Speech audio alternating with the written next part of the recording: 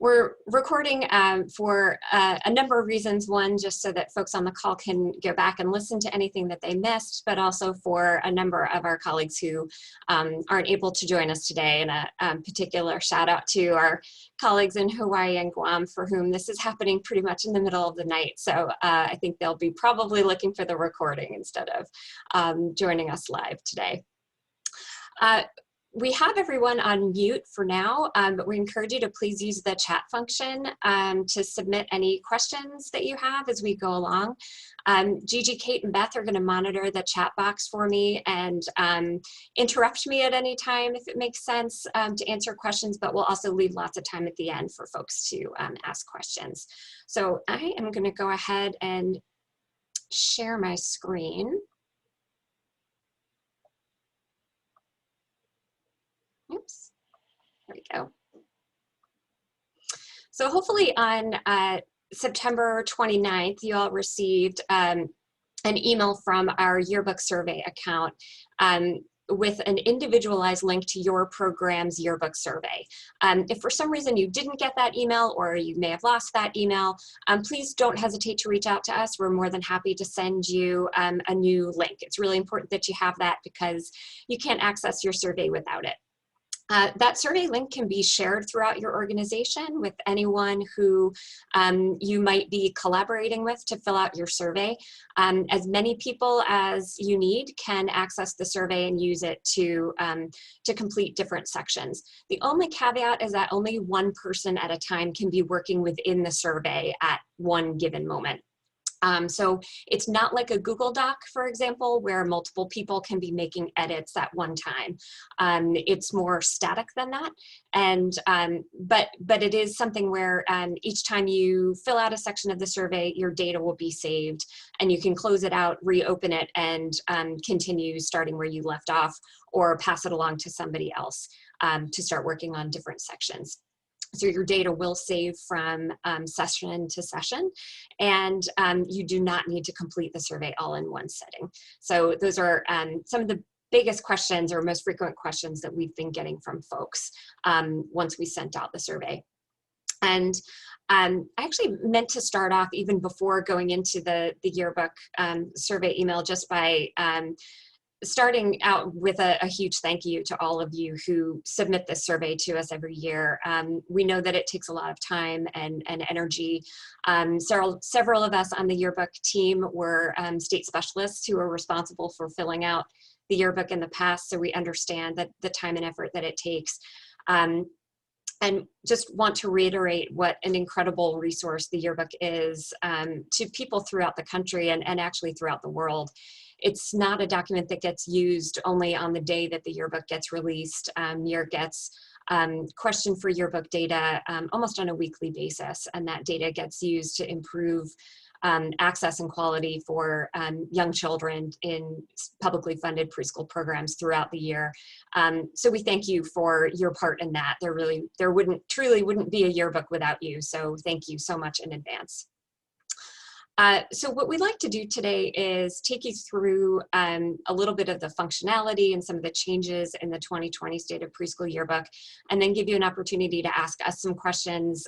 Hopefully you've all had a chance to click around in the survey a little bit, and if you have some questions about specific questions in the survey, or even about how particular parts of the survey are working, feel free to ask those at any time. And again, feel free to put those in the chat box, and Gigi, Kate, and Beth will make sure to read those aloud to everybody.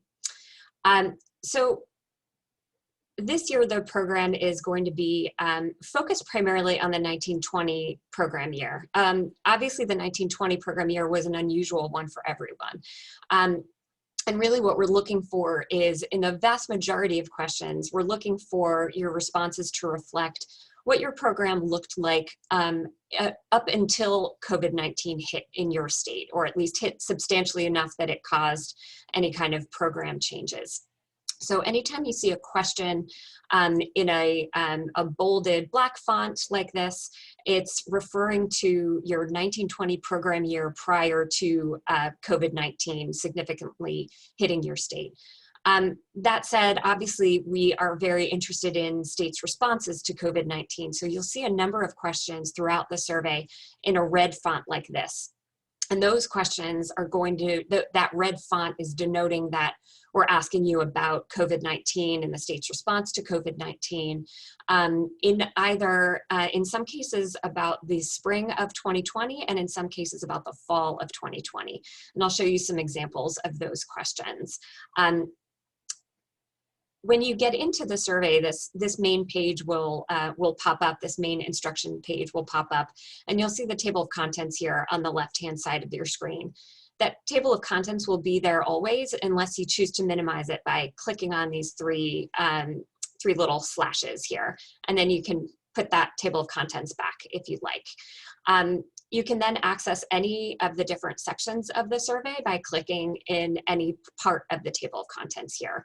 So I'm going to go ahead and just click in section 5 just to give you a sense of what some of those COVID-19 questions look like.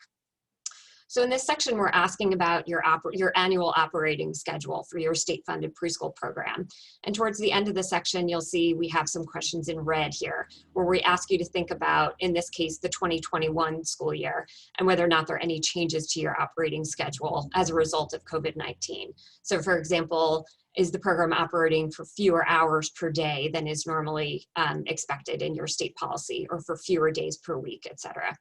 So we give you an opportunity to let us know the answer here and then provide some additional details. We tried to incorporate the questions about COVID-19 where it made sense in the survey. So for example, in the section where we're already asking about operating schedule, we ask the COVID-19 questions about operating schedule. But you'll notice in the table of contents that we have 3 sections towards the very end that are also completely dedicated to COVID-19. And these questions are different from other questions that we've asked in the survey. So for example, in this part, we're asking about whether or not physical locations in the spring of 2020 had to close down as a result of COVID-19. So there are a number of questions in these sections towards the end that are all about the state's response to COVID. We tried to be really clear whether we're asking about the spring of 2020 or the fall of 2020 in those questions. So just going back to the instructions page here, we really encourage you to read through the instructions. There's a lot of really helpful information here just about kind of in general navigating through the survey, but also some tricks and tips as you're going through the survey. In terms of navigating, as I mentioned, the table of contents will always be here on the left-hand side of the screen, and you can use that at any time to go to different sections of the survey.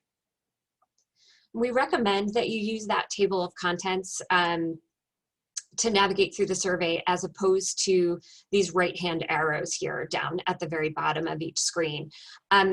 Nothing bad necessarily will happen if you click on those arrows. If you already have, don't worry about it. I'll explain why. I'll give you a good demonstration of why we're recommending that folks don't use the arrow. You'll notice that even though I haven't completed anything in this section of the survey, if I click on this right arrow, what happens in the table of contents is it changes the color of the name of that section and it puts a little check mark next to it. So it might kind of falsely indicate to you that you've completed that section when in fact all you did was look at the section and navigate back out of that section. So we wanted to try to eliminate some of that confusion for folks.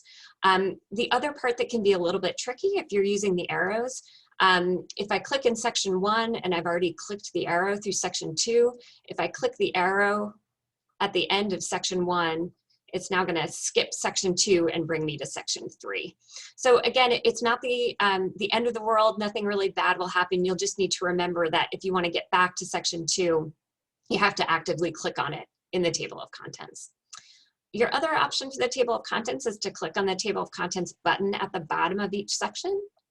And if you do that, you get a slightly different table of contents screen. But as soon as you click on any one of the sections, it'll bring you right back to the screen that we were just looking at.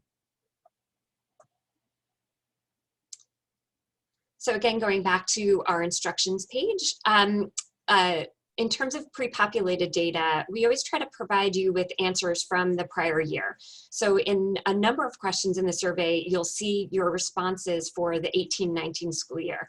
And that's true of almost all of the programs that are on the call today. I'm not sure if our friends from Utah have joined.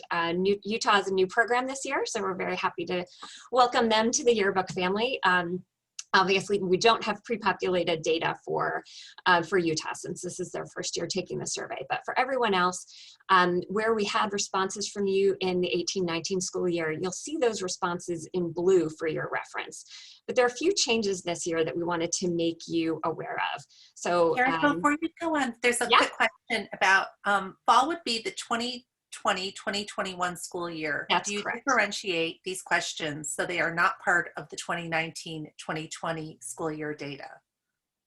Yes, absolutely. Yes, we'll be reporting separately on the 19-20 school year and your responses that are related to COVID in the fall of 2020, which is correct, the 2020-2021 school year. That is a mouthful we're all going to have to get used to saying. And of course, in next year's survey, we'll be asking about the 2020-21 school year as well. And that's when we'll be more actively reporting on the school year that you're currently in right now, but that's a great question. Yes, the vast or the majority of the yearbook this year will be based on the 1920 school year, but we'll have a supplemental section that addresses states' responses to COVID-19. Yeah, thanks, Gigi.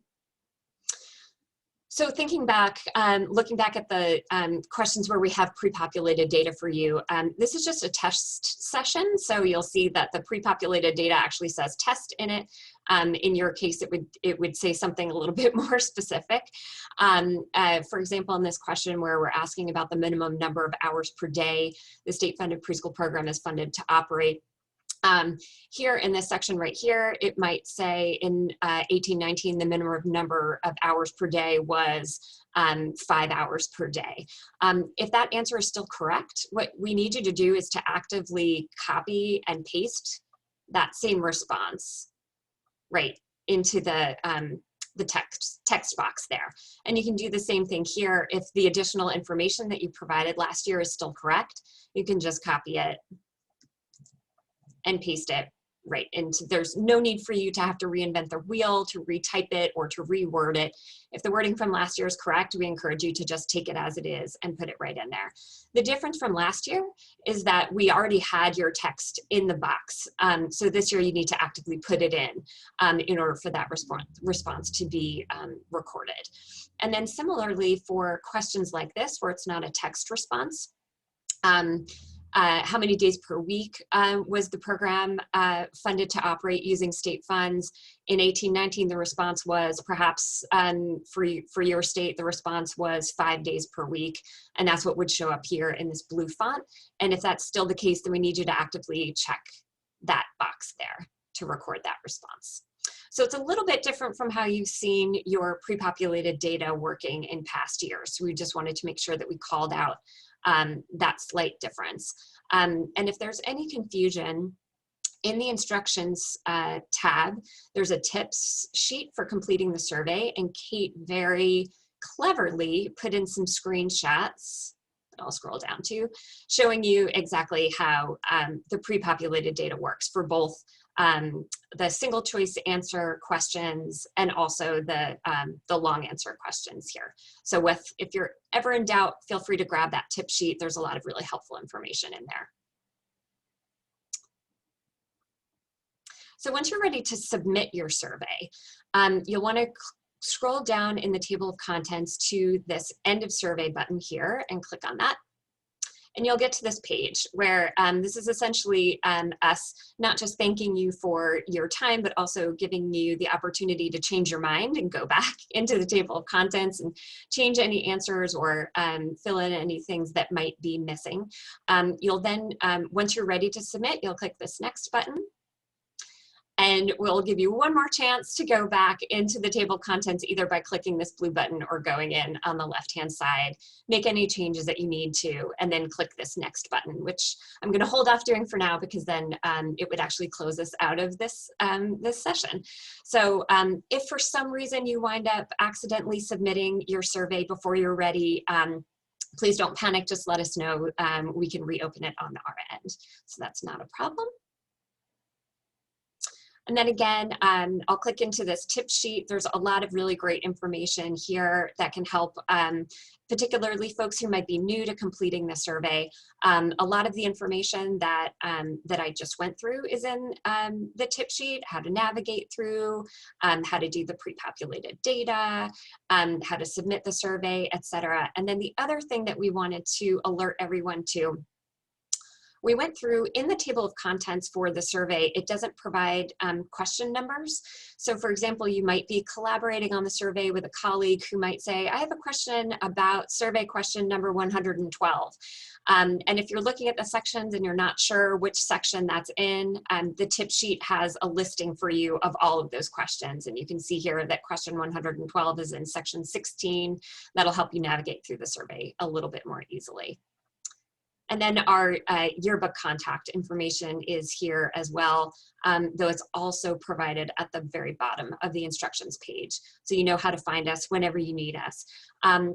We are all working remotely currently, so the best way to get a hold of us is through either the yearbook survey email account or our personal near email addresses right here if you have any questions. So I'm going to pause there. There are a couple of questions that came in ahead of time. I have a few on my pile, and I know Gigi has a couple of questions as well. But before we get to them, I just want to give the other yearbook staff a minute to jump in case there's anything that I forgot or that they want to jump in and clarify. This is Gigi. I just thought of one thing. We've switched our platform almost every year. We've been doing the survey, always trying to perfect it and make it a little bit easier. And we think we've worked out a lot of the quirks from last year. So it may look a little bit different than it did last year if you completed the survey last year. Yeah, that's a great point. Thanks, Gigi. So the platform we're using this year is a system called Qualtrics, and we think we worked out a lot of the bugs from last year and the year before. But if you notice anything that's not working properly or there's functionality that is giving you trouble, please don't hesitate to ask. Even if it's something that we can't work out, we have some folks who helped us to design the survey this year who we can go to for help. And I also should mention, of course, I didn't talk about the due date, which of course is one of the most important things. We're hoping that folks can submit the survey no later than October 30th.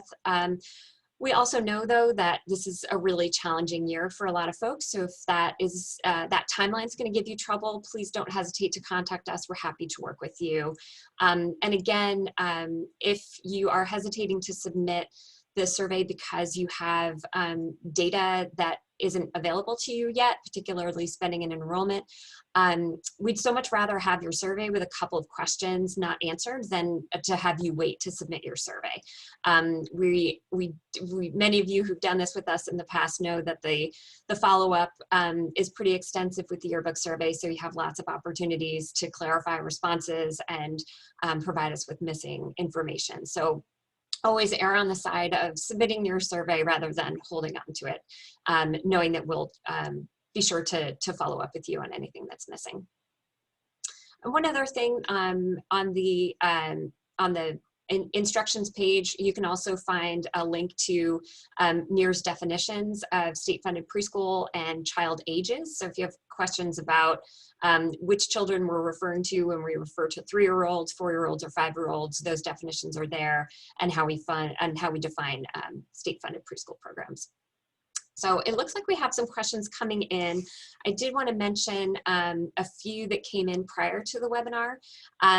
First, Nakia Washington in Maryland asked a great question about some questions that we asked this year related to children with disabilities who are served in preschool programs. And she asked, when we ask about preschoolers with disabilities enrolled in center-based state-funded preschool programs, what do we mean when we're talking about center-based? We're referring, when we refer to center-based, we're referring to children who are served in either a school district setting, a Head Start setting, or a private provider setting, as opposed to a home-based setting. So we're using center-based as opposed to home-based. And there was a little bit of confusion as to whether center-based meant private provider or community-based organization. And that's not what we mean. What we mean is any kind of brick and mortar school building where children are being served. So that was a great question, Nakia. Thanks for asking. And we also had a question from Amy Stegman in Iowa. She, I'm going to read her question just to make sure that I get all of the nuances. She said, are changes in guidance or support, her question is about documentation of changes in policies related to COVID-19. She said, while there are changes in guidance or supporting documents to guide programming, they are not always put out by our State Department. Many times the supporting documents or guidance are recommendations rather than requirements. How should we answer these questions? That's a really great question too, Amy. So I think we have kind of two responses to that. First, I think if you have programming changes that are a result of guidance that was put out from an agency other than your agency, we'd still like to know about that. So a good example might be that your Department of Health may have put out guidance or a policy change that impacted the number of children who could be served in a state-funded preschool classroom. We'd still like to know about that. So that, I think, was the first part of your question. The second part, where changes might not have been based on a formal written policy, we'd still like to know about those changes. You can just provide that in the areas where we give you the opportunity to type out more information about a question that you might have answered, where we give you the opportunity to provide us with more information. You can just explain what changes were put out to programs, and that it wasn't based on written guidance, but rather based on something less formal than that. But we'd still like to know about that guidance that was provided out to programs. So Gigi, would you mind, I know I threw a couple of questions your way before the webinar started. Would you mind reading those out? Definitely, and I want to thank Tana George from Colorado for these two questions. The first one, and it pertains to question 12, and I'll read the actual question from the survey. Is enrollment in the state-funded preschool program substantially different in the fall 2020 compared to fall 2019? Impacts related to COVID-19. And Tana said that, explained, Colorado's pupil count does not close until November. The 2020-21 school year data for this question is not available at this time. How should we answer this question when yes and no are the only two options?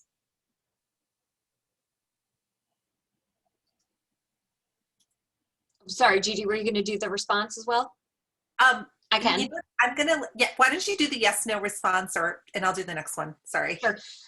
So I think, Tana, the best way to answer that is we're hoping that you have a sense of how things are going with the preschool program. I think a lot of states, even if they don't have a formal count, know that anecdotally that enrollment is either up or down. So you can go ahead and answer the question based on where you think the state is, and then provide us with more information in the next question. I believe in the question that follows, you have the opportunity to give us more information. So you can let us know that it's an educated guess. Your yes/no answer is an educated guess, but that you'll have more formal information in December.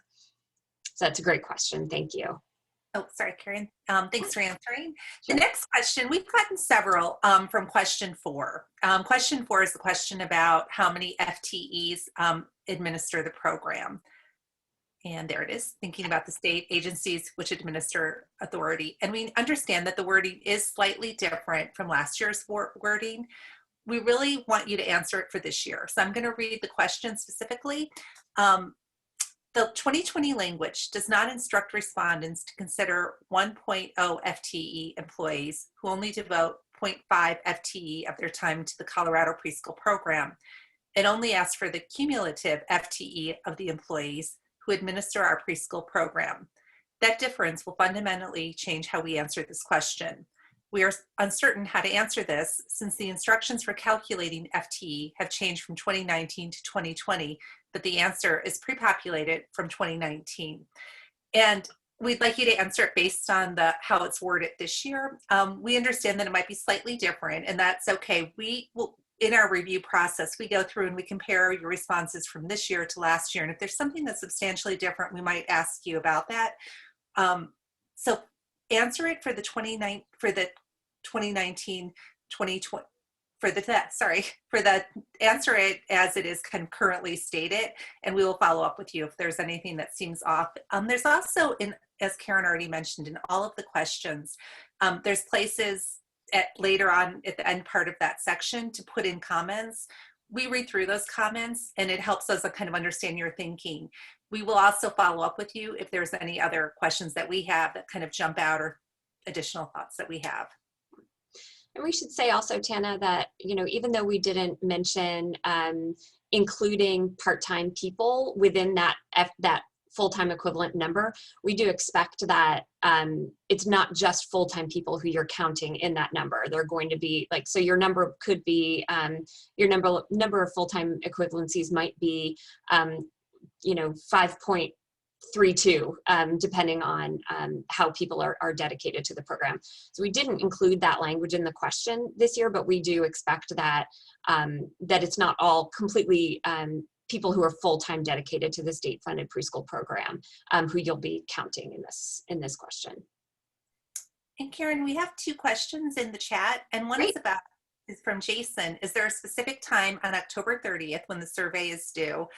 Nope, anytime. Well, we're here all day long. And if you have it done sooner, feel free to submit it sooner. Absolutely. That's a great question. And the other question is from Laura Jenks Jones. Some of the questions are missing as I navigate using the table of contents. Is this based on the answers that were given last year? So I'm so glad you asked that question, and it was actually something that I put in my notes to talk about and skipped over. So I mentioned that when you are in the table of contents that you can skip around from section to section, but we actually recommend that you go through the survey in section order. And the reason for that is because some of your questions in earlier sections of the survey will impact which questions you get later on in the survey.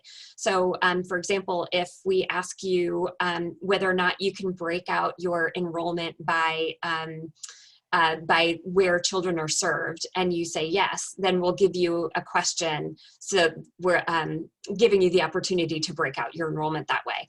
If you click no, then you won't get that question. So there are skip logic questions embedded within the survey. So while you're able to skip around in the survey, we do actually recommend that you go in order to avoid that problem of missing questions as you go. And there's a question about explaining the FTE again, and I'm sorry, I probably wasn't as clear about the change. The change in the question specifies this year that if a staff member works part-time on this program and part-time in another area, please estimate his or her time on this program. Last year, we didn't include that sentence. We had assumed that people would just include part-time people, and then we just wanted to specify and clarify the question. So it may be the same information that you provided last time, or it may be slightly different if you did not take into consideration part-time employees, even if they work part-time. They're part-time people who work part-time on the program in addition to full-time people. And Megan, let me know if that answers your question. If not, please ask a follow-up. We do get a lot of questions about the FTEs and about administrative authority. Yeah, this is a tricky one, and we got a lot of different types of responses last year, so we keep trying to refine the question, but states interpret it in a lot of different ways, and so it helps us all the more if in places like question 5 you can give us a little bit of an explanation of how you came up with the number. It helps us a lot in our analysis. Karen, I just wanted to say, I think the part of the question seems to be, are we asking for different information this year? And I think we want to be sure everybody understands we're not looking for anything new or different. We reworded it in order to try to get the correct, the answer we're looking for and to clarify it for everyone. That's right. And to Jessica's question, yes, we do include part-time employees in that count. So we want to figure out like the total FTEs, even though we know that they may not be actual full-time people. Right. Yep. So we fully expect to see answers with decimal points in these in this question. It's actually somewhat rare when we see states that have just a whole number. Sorry, I hope you guys can't hear that. There's someone revving an engine in my parking lot. Do we have any other questions coming in through the chat?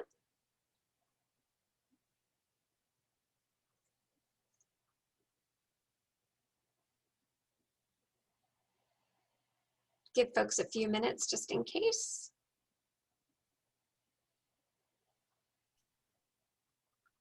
And we give you answers from last year's survey, but if you're interested in kind of over time how your state has responded to different questions or how your program's been portrayed or discussed in the survey, you can always look at the NEAR website. And not only do we have kind of the survey, the front 2 pages that you probably are familiar with, but also in the back there's Appendix A, which has all of these detailed questions that you may not have looked at in the past, but actually is quite helpful in looking up different information. Absolutely. So if you go to, you guys can all still see my screen. Yes, great. So if you go to the to NEAR's website, you can find all of the State of Preschool Yearbook reports from the start of the yearbook. You can download the full report, the executive summary, or you can click here and go to the appendices. And Appendix A is where we report all of the cleaned data from every single question. So you can see that last year's was 167 pages long, so obviously it's quite extensive. But for every program that responded to the survey, we have each of the questions that we asked and the response made available. So that's a great point, Gigi. You can go back and look to see how your state responded in recent years.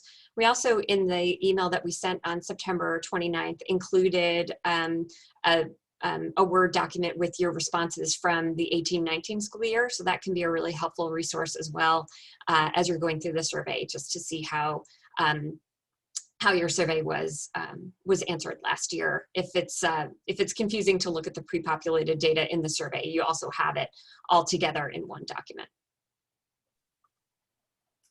And there was a follow-up question. I know Beth answered and responded to Tana's question, but yes, if a full-time employee who only devotes 0.5 of their time to our preschool program, we would count them as 0.5 FTE. That's correct. You just want to know how much time each individual is dedicated to the state-funded preschool program. And the question from Richard, yes, the survey will have pre-populated data from last year, similar to how it's been done in the last few years. Yes. So we'll show again for any folks who might have missed it. In the survey, as you're going through, you'll notice immediately following the question wording, you'll see some, you'll see a font that's a slightly lighter color, and following it, text in blue. And that text in blue represents your data from the prior year. So if that information from the prior year is correct, then all we'd ask for you to do is to just take it, copy it, and paste it into the text box. If for some reason the information has changed, then obviously we wouldn't want you to copy it as is. We'd want you to make any changes in the text box there. And then there are also questions like this where your response will be provided here, and you'll need to actively select whichever button. If it's the same as the prior year, we would just ask that you select the same response. If it's changed, then you can change that response and then provide us with more information. So it's a little bit different from how we've done pre-populated data in the past, where it's a little bit more, it requires a little bit more action on your part to affirm that the information from last year is still correct.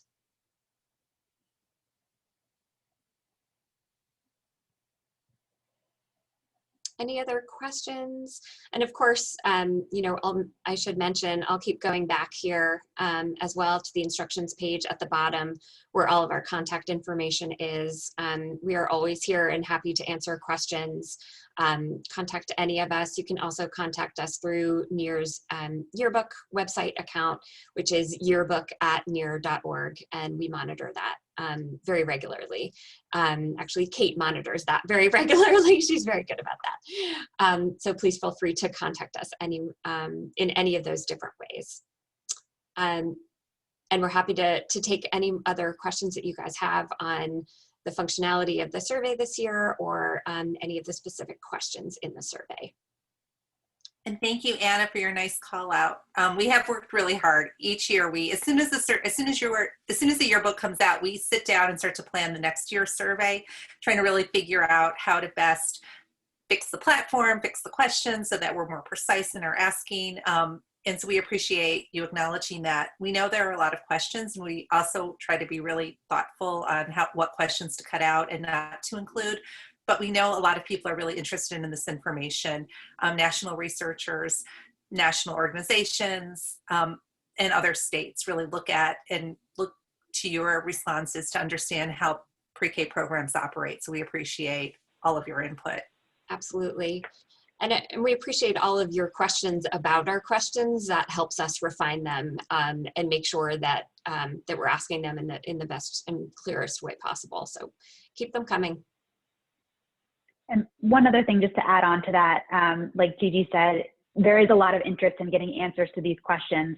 So if you are getting asked about data that you've already provided to the yearbook, please feel free to direct them to us, and we can go ahead and give them your data so that you don't have to retype it, you don't have to resend it, you don't have to re-research.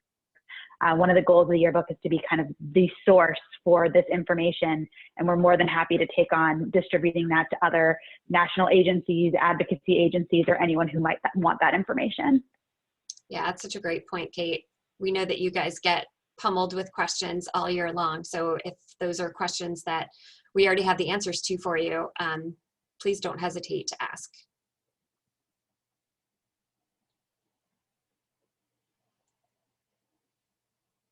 Anything else coming in through the chat? Feel free, folks, to type questions in, anything you want to ask us while we're here. We do have a question from Minnesota.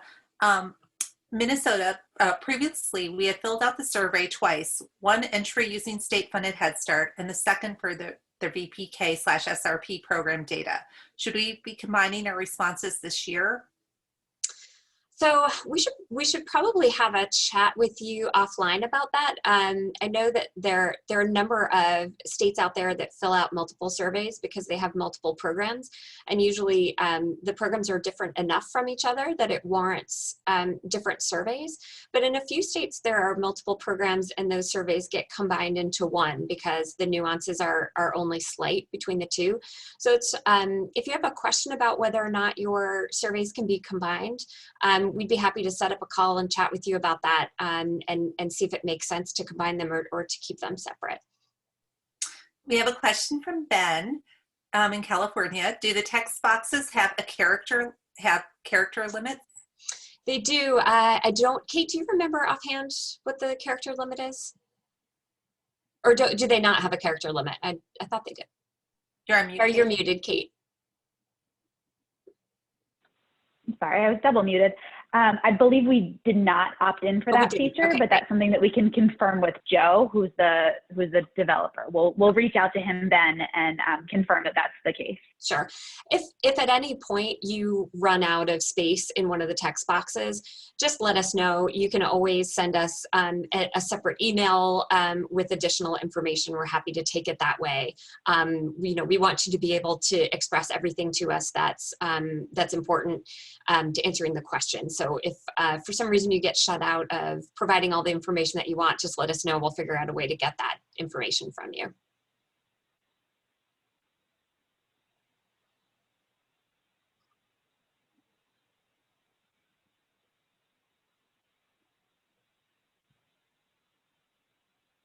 Any other burning questions from folks? We're happy to stay on for as long as people would like to answer questions. Maybe we should talk a little bit about the time frame after people get surveys and get Sure. follow-up questions, kind of what that looks like for the newer people. Yeah, absolutely. So once you submit your survey, we try to, and by saying this out loud, it's gonna hold us to it a little more maybe than usual. Usually within a week to 10 days or so, we try to get back to you with follow-up questions. So what we do on our end is we pull all of your data out of the survey and we compare it to your data from last year for questions that have been repeated. And we look for any changes to make sure that those changes are intentional changes and not accidental changes. It might mean that you had a policy change. It might mean that someone accidentally ticked off the wrong box last year or accidentally ticked off the wrong box this year. And we just want to make sure that we ask the question and give you the opportunity to confirm any changes that have occurred. So we'll go through question by question and write down a list of any questions we have about your responses this year and send that to you and give you the opportunity to help us clarify the data that we received in your survey. Once we receive those question answers back from you, we'll then make any necessary changes to your data and put it all into what we call a verification table.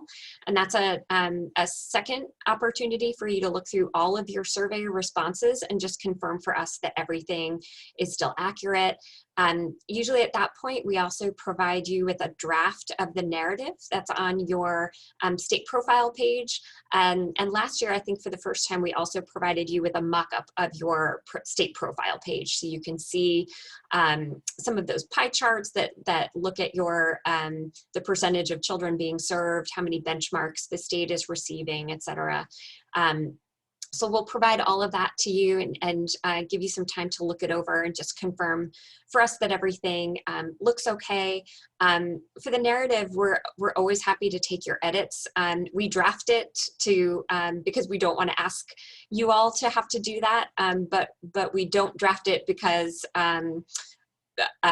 we don't want your changes. We do want your changes. We want you to take a look through it and make sure that everything is making sense and that we're focusing on things that are most important for your state. Once we get all of those back, then we start the process of putting the yearbook together with our graphic designer. And our goal this year is to get the yearbook out sometime in mid to late March. The reason for that is to try to beat some of the legislative sessions that are examining funding for public preschool programs. So we'd like to be able to try to get it out in a time frame so that it can be used for those policy conversations. So that's a really quick speed through of the process between now and when the yearbook comes out in a few months. Did I leave out any steps, guys? Okay, good. Sometimes for multiple programs, we might wait and do all of the programs at once, since some of the questions might overlap across the program, such as like the early learning standards. So just to make sure that the responses are consistent and in case we have any questions. Okay. Any other questions come in through the chat box, guys? Okay. So that's everything that we had to present to all of you today, but we're going to stick around for a few minutes just in case anyone has additional questions that they want to pop into the chat box. Again, I'm going to scroll down to our contact information if you need to get in touch with us at any time. And also, again, if for some reason you don't have the individualized link to your program survey, please contact us right now, and we'll make sure that we get that link out to you so that you can get started on it. And if you have any trouble with it, don't hesitate to let us know. We're here whenever you need us. And again, I said this in the beginning for anyone who missed it. We are so incredibly grateful for your time and effort in completing the survey. There truly would not be a yearbook without you, without your time. And your knowledge and your background in early childhood programs in your state. And we are so incredibly grateful that you all take the time to do this. And this report, when it comes out, is something that gets used not just throughout the country, but throughout the world to put a spotlight on the importance of quality and access to preschool programs for young children. So thank you for your part in that and for helping us to put this together. We couldn't do it without you guys, so thank you so much. And again, that's everything that we have, but we'll stick around for a little while just in case people have other questions. And thanks to Gigi, Kate, and Beth too for being on here with me.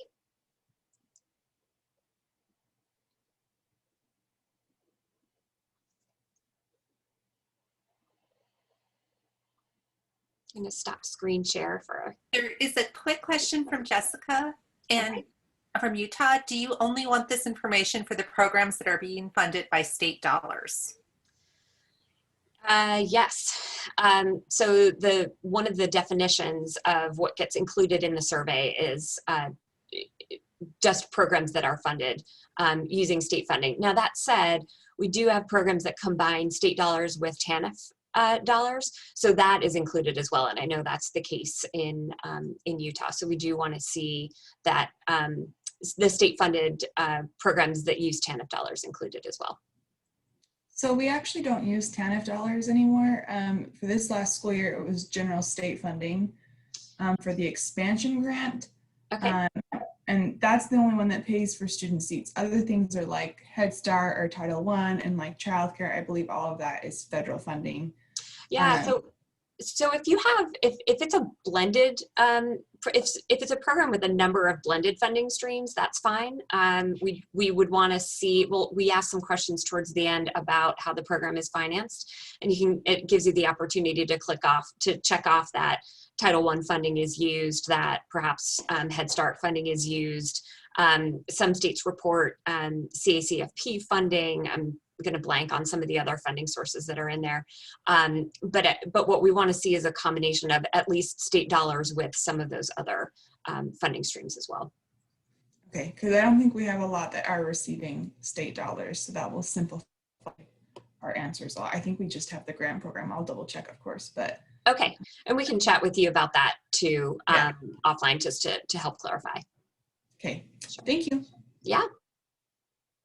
If the folks from Minnesota are still on the call, feel free to reach out to us about your question about combining, but if not, we'll reach out to you guys. Not that if they're gone, they're here to hear me say that.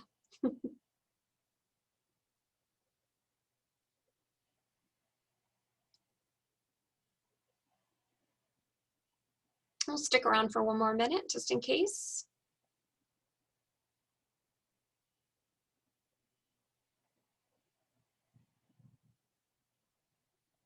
Okay, looks like most folks are dropping off now, so I think we've probably exhausted. Oh, we have one more. Richard. Are you still on? Richard, right under the wire. Do you ever plan on breaking out the age piece for 3s versus 4s? So Richard, do you mean? Unmute yourself, Richard, and you can just. Oh yeah. Like when you're calculating some of the ranking pieces and population served, you combine states that allow 3s and 4s in their pre-K program.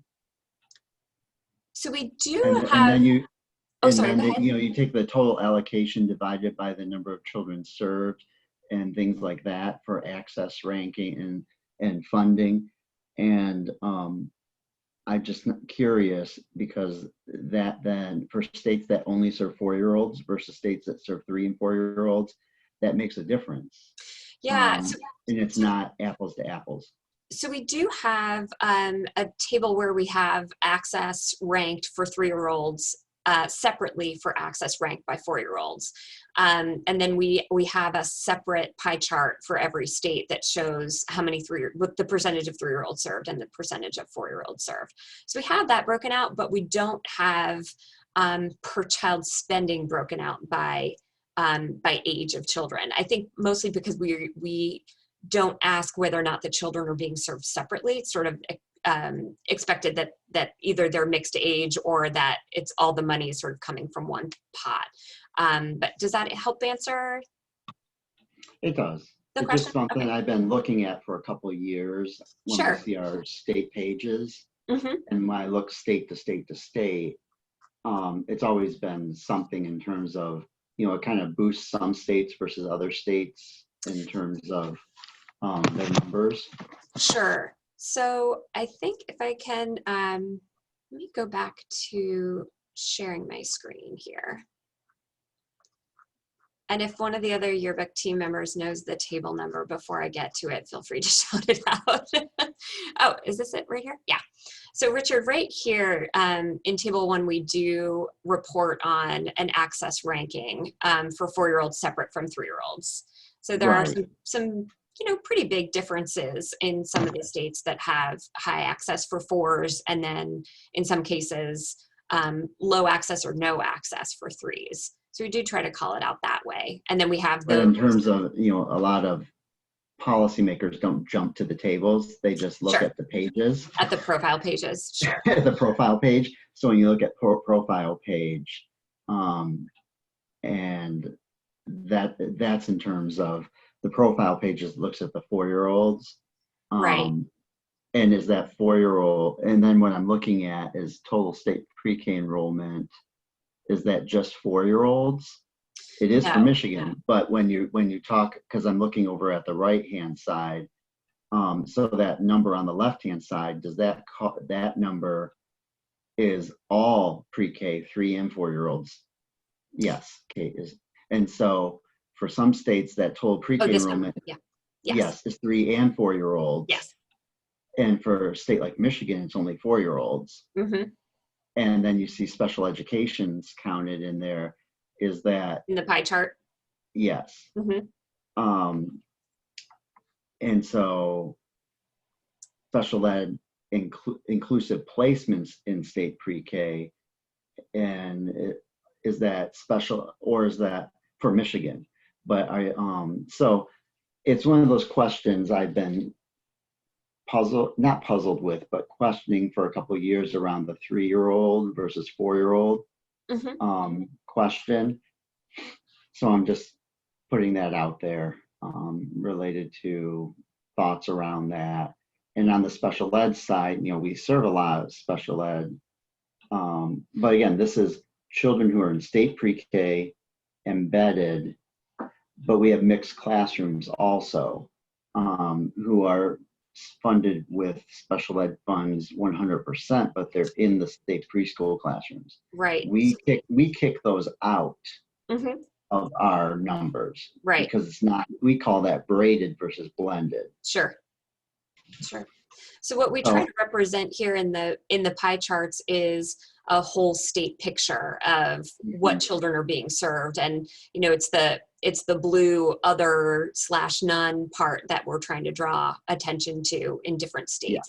Yes. So it's who's being left out of one of the available funding streams in the state. Yeah.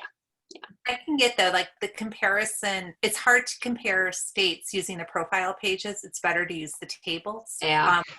And right. It's definitely tricky because we go back and forth with having too much data on the profile pages, these 2 pages that are specifically related to your state, or more if you have multiple programs.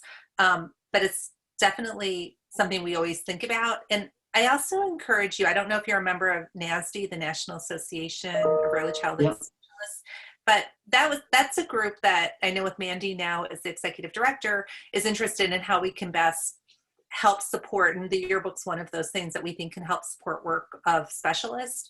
So that might also be a forum where we can talk about ways of presenting data or sharing data that makes it easier for you to do your job in educating legislators or talking about the programs. So we just had an issue over the years with the tables are good for us as state specialists because we provide all the data, but when we're using it in a public forum or with advocates or with our allies, they just focus on the summary pages, not appendices.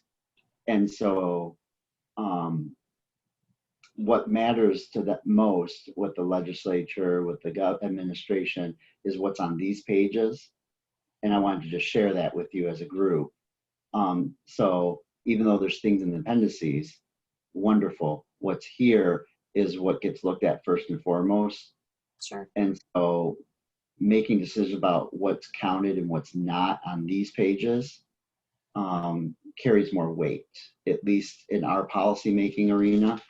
And I would think possibly other states. I don't know. So Sure. just No, my opinion. That's helpful to hear, and something for us to think about for sure. Yeah, thanks, Richard. I appreciate the feedback.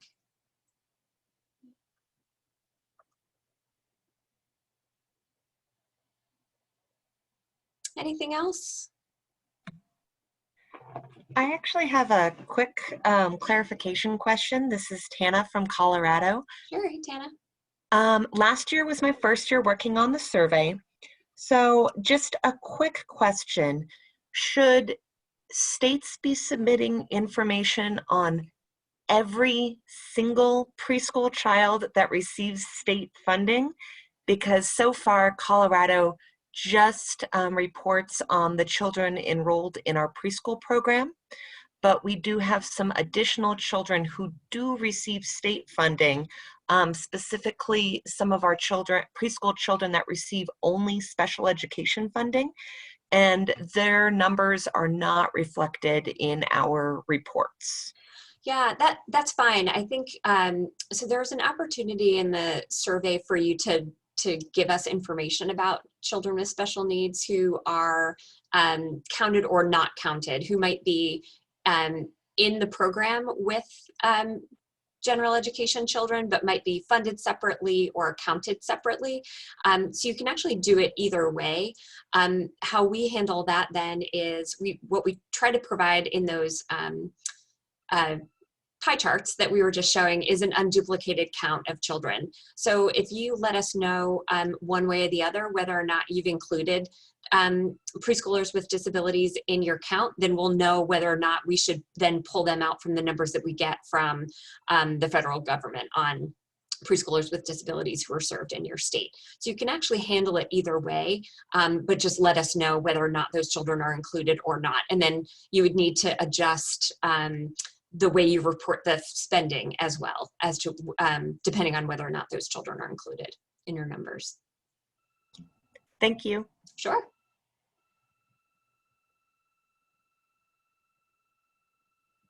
Anything else? You know, we're just creeping on the noon hour here on the East Coast. Well, thank you all so much. For those who are still on with us, thank you so much for joining us. I'm going to go ahead and stop the recording. But we appreciate everybody who joined us today. And as always, if you have other questions, please feel free to get in touch with us anytime.